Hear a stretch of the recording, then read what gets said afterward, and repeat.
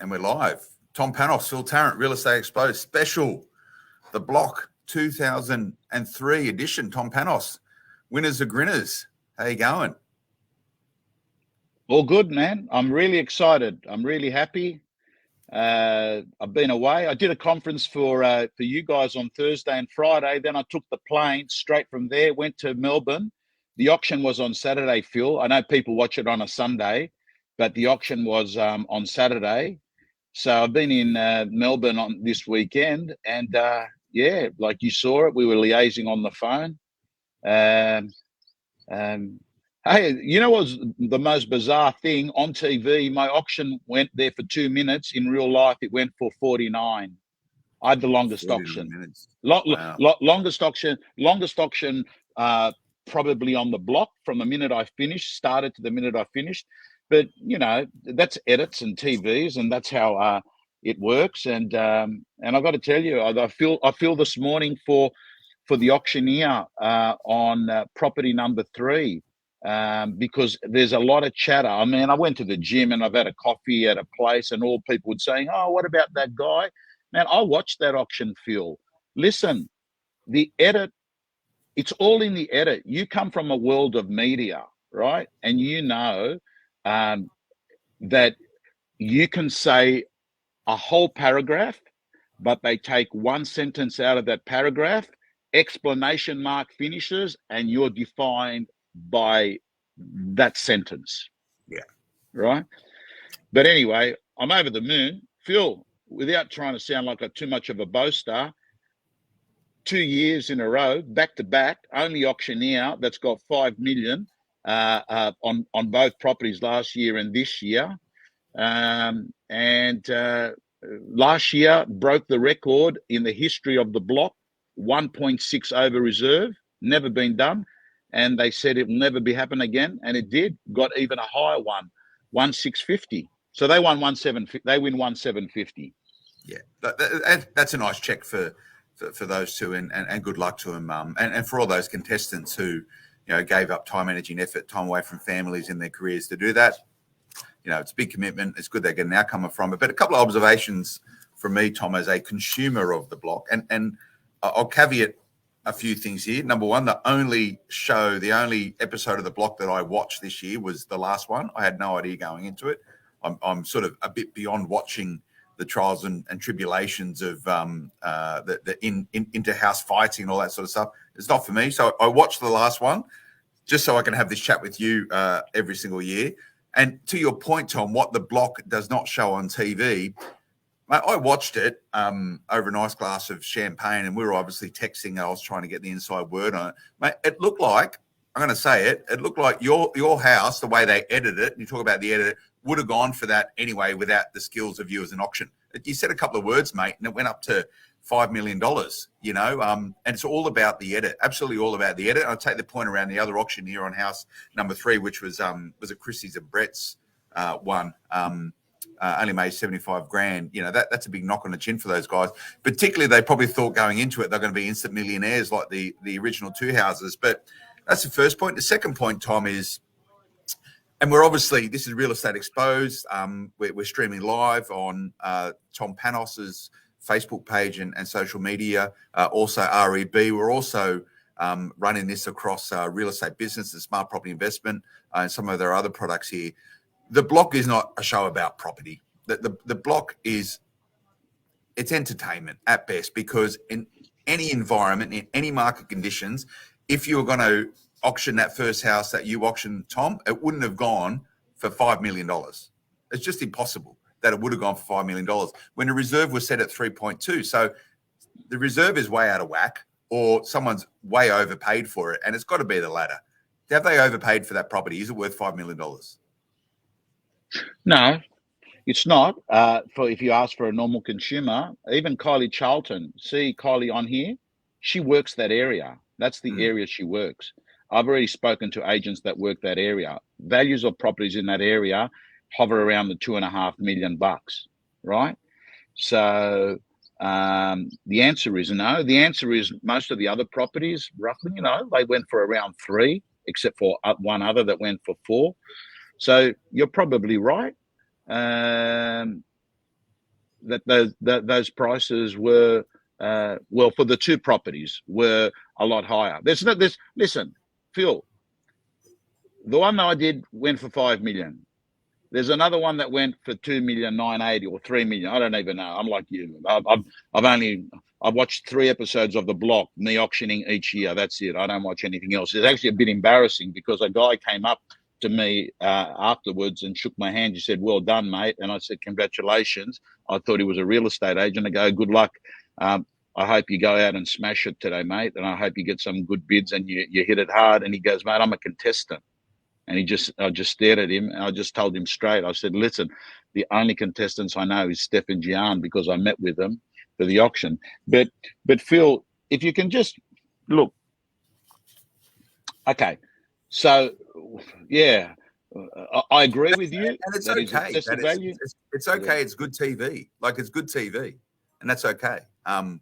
I think that the point is, Tom, how do people who are actually interested in making money in property and understanding market fundamentals not to get too carried away with some of the results of the auction last night? It's a real world market. Real estate, the price of a property is what anyone's willing to pay for it in the day. And guess what? Yesterday, on Sunday, someone was willing to pay $5 million and $4 million for those block properties. So that's what they're worth, aren't they? Mm.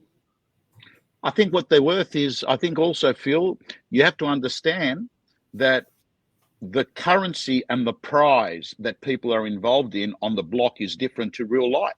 I mean, I've got to tell you, you've got to be a chameleon. At the end of the day, I know when I go auction on the block, that guy that's going to buy my property most likely won't be living it in there. Why is he bidding? Why is he bidding? So my head goes straight down.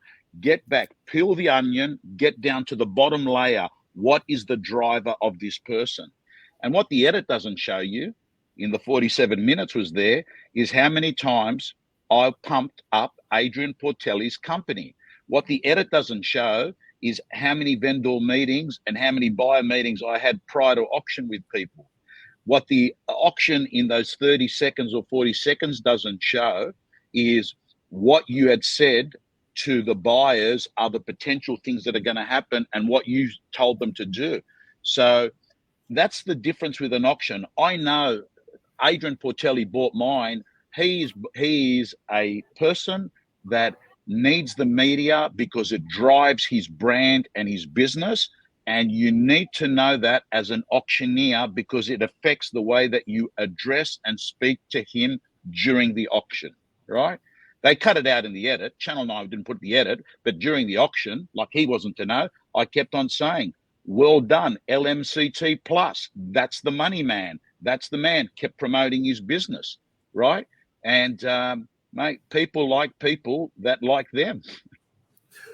And I'm happy you answered that question that way, Tom, because, and I think this gives some insights into why you're regarded as not only a great sales coach in real estate, but also the auctioneer that other auctioneers try and emulate.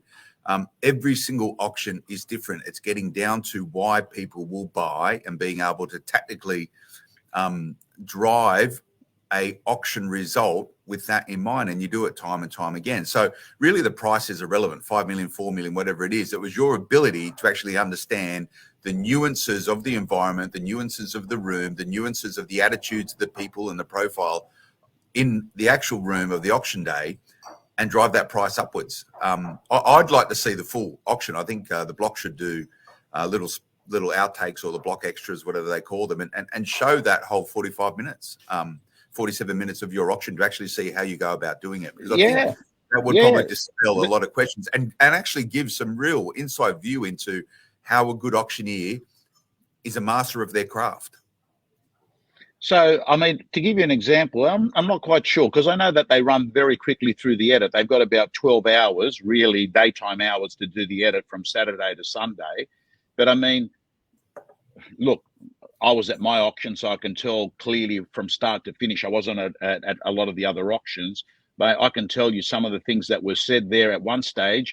I said to Adrian Portelli, when the bid was at 3,999,000, I looked at Adrian Portelli and I said, "I got to let you know, one hot day doesn't make a summer. Are you the real deal?"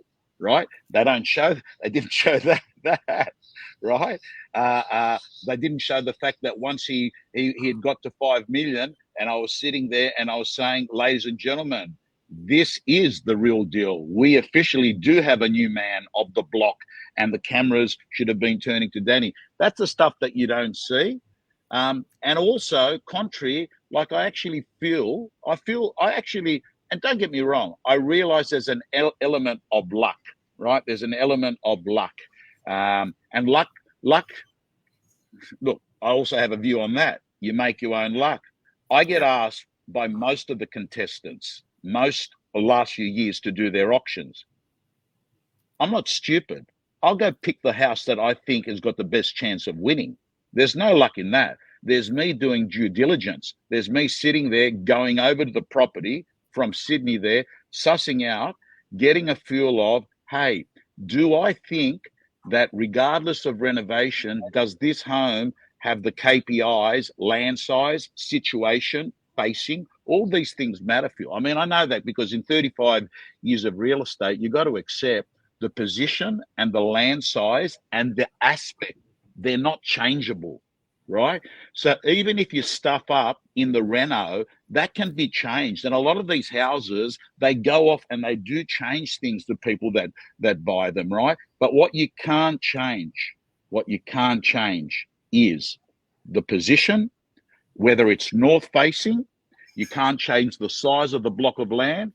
And any valuer that does, if you get a proper valuation done, the valuation is highly dependent on the dimensions of the block, the dimensions of the land, you know? So just pulling that apart then, Tom. So they say, Tom, will you be an auctioneer this year? You say yes. You get to choose. So you get first crack at what you choose. You're just not assigned someone. Oh, so I know Channel 9 don't approach me. Contestants approach me, right? Oh, contestants approach you. Yeah. Okay. Contestants approach me. And I get approached, and I'll get approached by most of them next year because the average person turns around and says, oh, well, he got 1.6 million last year, got 1.7 this year. We'll give him a go. And we'll see. I'm selling some properties now. Can you auction my properties, mate? I'm trying to sell some stuff 100%. right now. I'll tell you one thing, you got a bit of real estate, because I know you've been selling a few things, and there's a couple there for sale. You've collected a few properties along the way, haven't you, Phil? I'll try to, but and this is the point, Tom. You know, the block is good TV.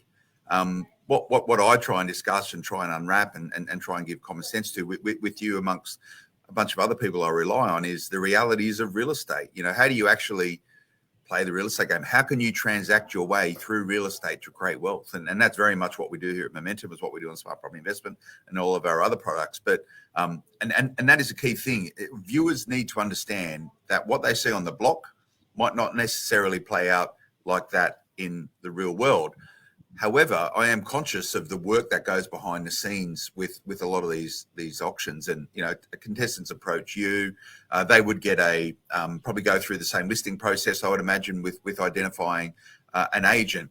What you said is absolutely critical. The work that happens before auction will determine what happens on auction day. So you need a really good agent, you need a really good strategy, and you need to actually understand and have your auctioneer well briefed in about what your expectations are, but also how they're going to play that auction game. So how many pre-auction meetings did you do, Tom, with potential buyers? And this is the big, you know, you read the mainstream media, they'll say, oh, this is all beaten up and rigged and stuff because all this happened beforehand and stuff. That's how auctions work, right?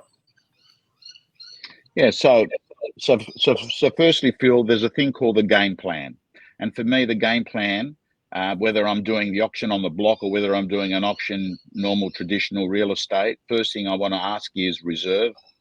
I want to know what the no less than figure is, which means no less, don't start less than this. I need to understand in my head, and I agree with the clients and with the agent, what are the minimum increments I'm going to take at various price points. That's very important. What are the increments at various price points? I didn't have to do it on the block, whether it was edited or not edited. It didn't happen on that block. But every Saturday, I'm saying no to bids because I am not going to get caught up and hung on a low bid. So this is what can happen if you get smart bidders. They put in a low bid no one else bids, they put you under pressure, you take it, then another person comes along and gives you only a small bid, no one else is bidding, you take it, and before you know it, you're hung down with a hook at a low number, and then you're sort of getting to a position where you're begging for bids. And I never beg for bids. If you have a look at it, I threaten. My approach is very aggressive. The only power an auctioneer, Phil, has is the ability to threaten to sell, to take the property away from someone. That's the only thing. Sitting there and saying, please do it, please, please, that ain't going to change someone's mind, right? To answer your question, Portelli, between myself, the agent, Portelli would have probably had 10 interactions prior to auction. 10 interactions prior to auction. I had meetings with everyone. There was other bidders there, like Danny. I speak to him prior to auction. Adrian, the other bidder that is represented by Frank, I speak prior to auction. I speak to them. I suss them out. I understand. And the most important thing is, I've got to say, Phil, a guy summed it up yesterday when I was in Melbourne, because he watches my Facebook auctions. He goes, I think people like the fact that you don't come across as this stock and station auctioneer type guy. You come across as a guy that is talking bids, not calling bids, right? I talk to people at an auction the way I would talk to them at the pub.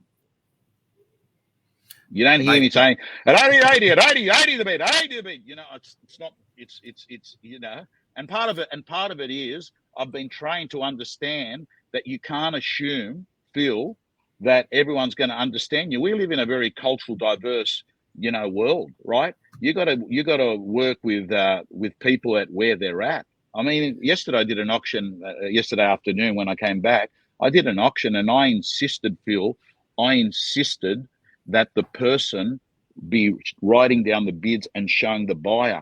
Phil, I'm going to ask you a favor. I'm going to get you to keep talking for a moment.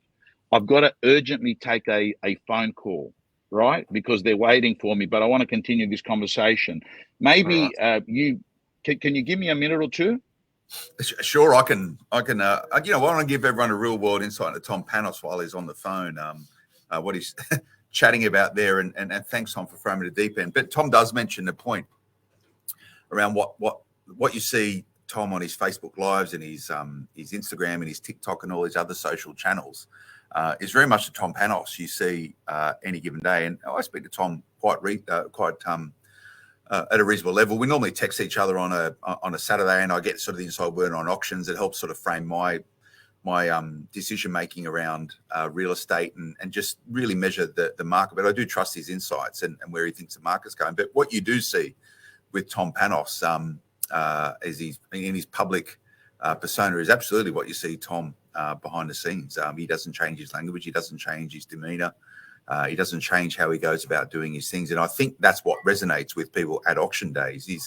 He spoke about being, the chameleon, and I think he does it very, very well. He can, and for those of you who don't know which areas Tom operates within, he operates around the inner city, the Belmore, the Bankstown areas, which has a very culturally diverse environment, and he's able to connect and resonate with most people. And I think the reason why is that, and he sort of mentioned it there, I see he's back online, it's this sort of element of vulnerability, which I think resonates with people. He's not the stock and station agent. He's not the traditional auctioneer that you would expect to be. He shows, he shows his vulnerabilities, and he shows he's the everyman, and therefore that resonates. And I think that's what gets the results that he gets. But I mentioned it before, last night was a masterclass in auctioning. It's your job as the auctioneer is to get the absolute best price you can for the seller. And there's many, many different ways you do that, but you need to actually understand the psychology of why people are buying and the psychology of how people bid. And Tom won't tell you too much about this, but he's actually quite reasonably well academically qualified with undergraduate and postgraduate degrees in business coaching, a lot of it around psychology. So he certainly uses that. He hides it. He hides it well in the shadows, but he uses that every single day to do his job in a highly effective and skillful way. And that's what I like about Tom, amongst other things. So Phil, look, all I'll say, and I'm not for one moment do I not take into account there's an element of luck for vendors and agents at auctions. I see that. I see that all the time. A buyer pulls out of nowhere, comes in and bids, hasn't even looked at the property. They're the neighbor. Neighbors go crazy on it. And then there's bad luck. I had bad luck yesterday with a property at Belmore. There was, 3 people pull out of the auction on the day of the auction because they read an article which scared them, which was not factual. And it was just bad luck for that vendor that this article appeared on the day of the auction. That's luck, right? Yeah, but and again, you make your own luck, Tom. But look, just on that point, very quickly, and I don't know what article you're referring to, but no doubt it was probably around interest rate increases, which may happen tomorrow when the Reserve Bank of Australia meets the first Tuesday of the month. This is the new Reserve Bank Governor's first announcement, and we note that next year the cadence of RBA meetings is going to scale back a little bit, so maybe less chance for them to raise rates. But was that article around potential rises in interest rates, Tom, and therefore they didn't want to bid? That's what happens. Yeah, it was, and that's I mean, they never showed up. But I've got to say, Phil, my view with interest rates and real estate, I'm a lot more chilled out with than rates because I've been buying like you real estate for a long time. I bought my first property when I was around 19 or 20 years of age in Victoria Road, Punchbowl. And I've got to tell you, you take out a loan, the loan rates on the loan go up and down for the term of the loan. What's the average term of a loan someone's going to have? 20 years. So really, you date interest rates, but you actually marry the property. Don't get too hung up on the fact that your interest rates is a fling. Today they're 4%. Next year they're 6%. The year after they're 2%. Right? They go up and down. You don't make a permanent decision on temporary data. You date the interest rate. You marry the house. Where do you get this from? Where did that pop into your head one day? Just driving along, just went, oh yeah. No, I was at an auction. I clearly remember. I was at Padstow, and I said to the guy, "Give me another 5,000, sir." He goes, "No, I don't know if you heard. Interest rates went up last Tuesday." I said, "Do you like the house?" He said, "Yes." I said, "Well, you're marrying the house. You're only dating interest rates." And I thought, bang! Everyone just, their eyes popped up. You can say 50 things and nothing works, and then you say one, it works, and then you keep it. That's what speakers do. I like it, Tom. So back to the block. A couple of questions. Do they tell you what to say when you're on the block on front of TV? Are they scripting you at all? They just go, "Tom, do you think?" Yeah, but they don't show it. The first one is Channel 9 will sue anyone that takes any of this information and publishes it before the airing of the block. So there's a long thing I read out to everyone there. And they reserve their right. Then I read out all the terms word for word, which is boring, but I have Consumer Affairs. They're at the block. The same inspectors have been there year in, year out. I actually even tell the inspectors prior, this is what I'm reading out prior to the block. They say, yep, great. So they're the only 2 things. The rest of the stuff, that you can do whatever you want. Okay. Do you enjoy it? Do you enjoy doing it? I've enjoyed. Look, so far so good. All 3, Luke and Josh. I've to me, the 3 people I've had are 3 groups of people that if I wasn't doing their auction, I'd have a good time with. Right? Steph and Gian, I can relate. Greek Italian heritage, Inner Westies, Sydney couple. Oz and Omar was brought up with people of Lebanese descent in Belmore, Lakemba, do auctions in Greenacre. They made me laugh. Luke and Josh, 2 guys. If Luke and Josh rang me up to go to the pub and they hadn't won the block or weren't there, they make me laugh. 2 brothers, I could relate to them. Their dad's got, the dad goes through chemo. So I like it. I reckon the clients that you have, a lot of it's. I think that helps a lot. The bits that I don't like is having to leave 13, 14 auctions in Sydney to get one auction fee in Melbourne, having to sleep away from home, having to have other people control your life on the day, which is Channel 9. They're sort of saying, you've got to come here, you've got to do that, stop, start, ambulance is coming. Like that's another thing. A person fainted during my auction. Yeah, Ambulance came. We stopped the auction. The auction stopped for half an hour. Right. Wow. It's very long auction. Very long. Yeah. And that was a bidder. That was supposed to be a bidder for that fifth property, I think they said, potentially. No, it was a bidder on my property too. They were there. They'd come to bid on. They were there for my property. They were bidding on that property. Do you reckon? So I lost that bid. Yeah, you've got this, the usual suspects rocking up to bid at these auctions. Now, Danny, Adrian, Frank Valletta, who is a buyer's agent, Hughesy's there. Like, how are they going to get some new blood in there to bid? Like, you would just assume watching the show that there's only 4 or 5 bidders there. Is there actual other people there who are ready to buy, like genuine bidders? I don't know about the other properties. I know for my property, it was 1, 2, Adrian, Portelli, another Adrian, Frank Valletta, another guy who was going to bid, but it went out of it. There was, apart from Adrian and Danny, I did have another 4 bidders on my properties. Okay. Yeah. 4 people that were going to bid. 4 people are going to bid. Any other questions coming through, Tom? You can, I'm sure. And if anyone's got any questions direct for Tom, where you get the chance, it's a good opportunity to do it. Well, are all the cameras in your face the whole time? Is there a lot of is it subtle or is it like full on when you're on the auction floor there at the block? Well, there's your main camera. There's one main camera, and they tell you that's your main camera. But I let the camera follow me. I don't follow the camera, right? Because if I follow the camera, I can't be focused on actually the bids because I'm actually having my brain calories go spend time on another issue. I let the camera follow me. I just do my thing, I just want to be relaxed and take my jacket off, roll up the sleeves,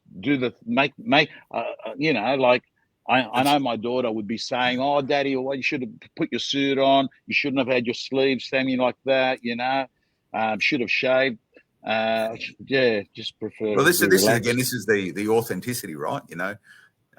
Just do what you do, and I think a lot of real estate agents can learn from that, and auctioneers and other people that operate in and around property, because I think a lot of people in real estate. This is for our REB audience and all those agents tuning in. Try and emulate someone else and try and be that person and act and behave like them, thinking that that's how they should go about building their career through real estate. Whereas there's something about being yourself, Tom, isn't it? Yeah, Rebecca, I'll answer this question. The first 2 blocks I've done last year and the year before, they did nothing. This year, I'm about to start, and a guy comes up. He goes, "Oh, how do you feel about if we put some makeup on?" I said, "We didn't do it the year before. The year before." He goes, "I'm telling you, you're going to look better." So they quickly just got this girl come around from next door, and she just went pat, pat, pat, 2-3 minutes. So I did actually have makeup on yesterday. Do you think you look better?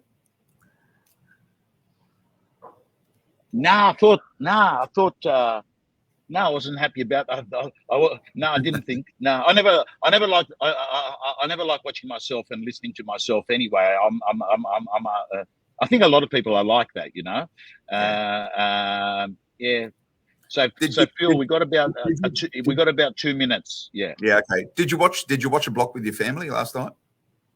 No. My daughters never watch it.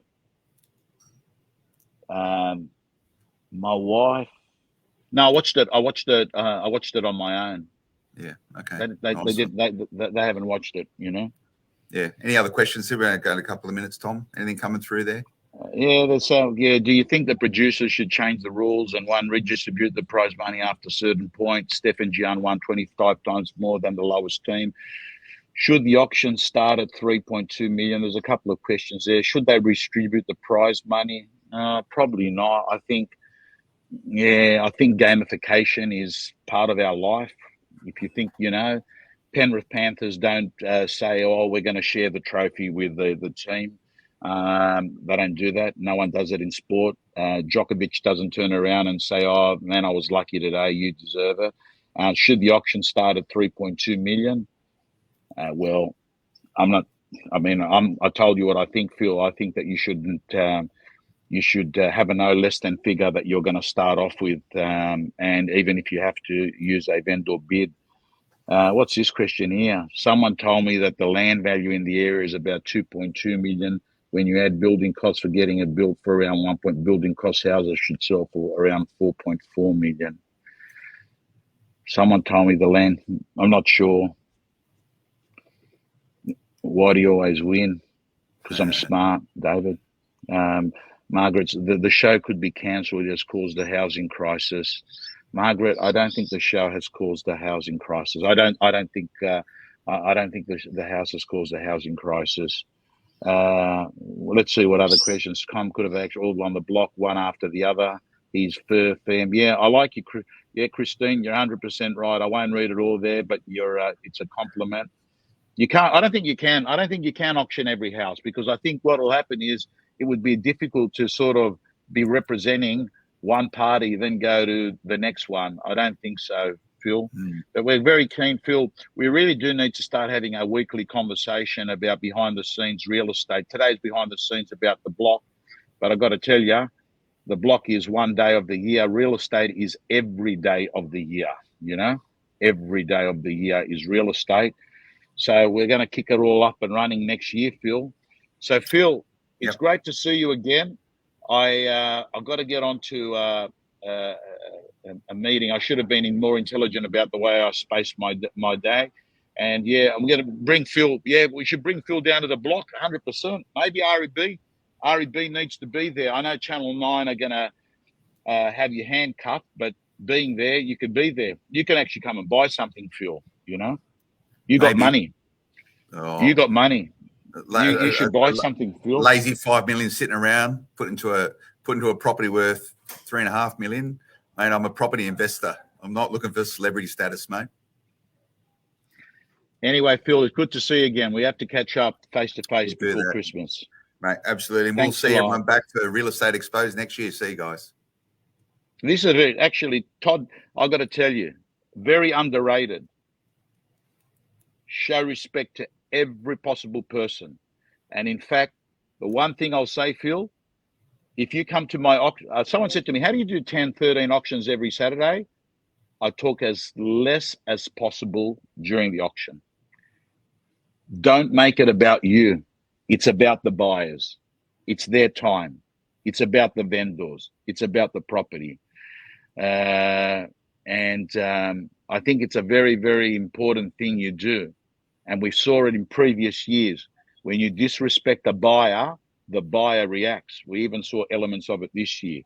Phil, we'll see you soon.